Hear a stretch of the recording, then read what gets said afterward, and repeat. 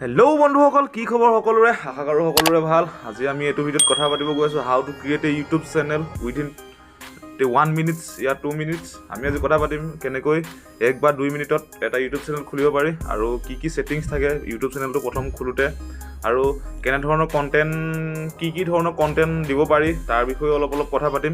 আহকচোন ভিডিঅ'টো প্ৰথমতে আমি আৰম্ভ কৰোঁ। যদি ভিডিঅ'টো চাই ভাল লাগে লাইক, কমেণ্ট, শ্বেয়াৰ আৰু ছাবস্ক্ৰাইব কৰি দিব।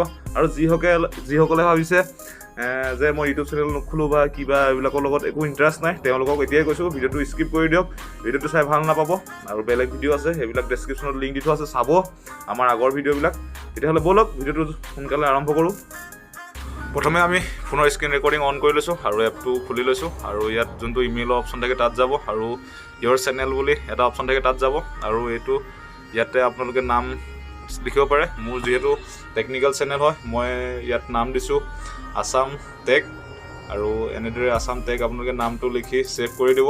আৰু ইয়াত আপোনালোকে প্ৰফাইল পিকচাৰ এনেদৰে চেঞ্জ কৰিব পাৰে। প্ৰফাইল পিকচাৰখন আপোনালোকে ইয়াত আগতীয়াকৈ এডিট কৰি লৈ তাৰপিছত এনেকৈ আপলোড কৰি দিব। আৰু তাৰপিছত ক্ৰিয়েট চেনেলটোত ক্লিক কৰি দিব।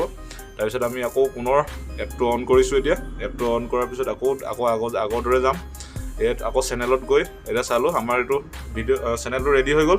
আৰু ইয়াত এডিট অপশ্যনটোত গৈ আপোনালোকে ইয়াত এডিট কৰিব পাৰে, এডিট চেনেল, ডেছক্ৰিপশ্যন লিখিব পাৰে চেনেলৰ। আকৌ আপোনালোকে প্ৰফাইল পিকচাৰ চেঞ্জ কৰিব পাৰে, ইউটিউব বেনাৰ আপোনালোকে ইয়াত লগাব পাৰে। এনেদৰে 2 মিনিটত আপোনালোকে এটা ইউটিউব চেনেল খুলিব পাৰে। আৰু তলত প্লাছ আইকনটো দবাই আপোনালোকে ভিডিঅ' ক্ৰিয়েট কৰি ইয়াত আপলোড কৰিব পাৰে। আৰু ইয়াত চেনেলৰ এবাউটটো আপোনালোকে ইয়াত লাষ্টত আপোনালোকে দিব পাৰে। ইয়াত আপোনালোকে ইউটিউব হওক বা ইনষ্টা হওক বা ফেচবুকৰ আইডিও দিব পাৰে।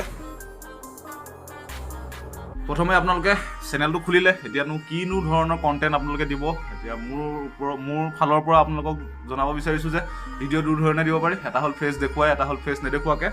আৰু কণ্টেণ্টৰ ওপৰত ক'বলৈ গ'লে অসমততো জানেই এতিয়া ব্লগিং চেনেল কিমান পপুলাৰ হৈ আছে। আপোনালোকে ব্লগিং চেনেল খুলিব পাৰে, আপোনাৰ টেকনিকেল চেনেল খুলিব পাৰে, ইউটিউবৰ আপডেটৰ ওপৰত আপোনালোকে চেনেল খুলিব পাৰে, ৰ'ষ্ট চেনেল খুলিব পাৰে, আপোনালোকে ৰিয়েকশ্যন চেনেল খুলিব পাৰে। কোনোবাই কিবা এটা ভিডিঅ' দিলে তাৰ পৰা আপোনালোকে ৰিয়েকশ্যন দি তেনেকুৱা ভিডিঅ' আপোনালোকে দিব পাৰে। মিম পেজৰ ওপৰত আপোনালোকে চেনেল খুলিব পাৰে, মিমবিলাক ইয়াত শ্বেয়াৰ কৰিব পাৰে। কিন্তু চাব যে তাত কপিৰাইট ক্লেইমটোৰ ওপৰত আপোনালোকে অলপ গুৰুত্ব দিব লাগিব।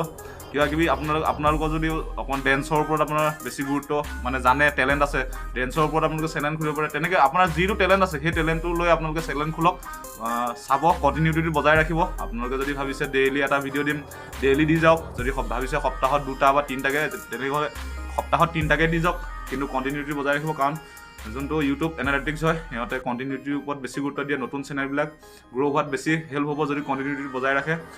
যদি 2-3 দিনৰ মূৰে এটা যদি ভিডিঅ' দি আকৌ পিছত এৰি দিয়ে, কণ্টিনিউটি যদি আপোনালোকে কণ্টিনিউ নাৰাখে, তেতিয়া আপোনালোকৰ গ্ৰ' হোৱাত অলপ প্ৰব্লেম হ'ব। আজিলৈ ইমানেই আছিলে, আৰু নেক্সট ভিডিঅ'ত কথা পাতিম। আৰু কিনো এডভান্স ছেটিংছ আছে ইউটিউব চেনেলটো খোলাৰ পিছত, কেনেকৈ থাম্বনেইল আপলোড কৰিব পাৰি, থাম্বনেইল আপলোড কৰিবলৈ কি প্ৰচেছ আছে, এইবিলাক আমি চব ইয়াত কথা পাতিম ভিডিঅ'বিলাক চাই থাকিব। আৰু জয় অসম।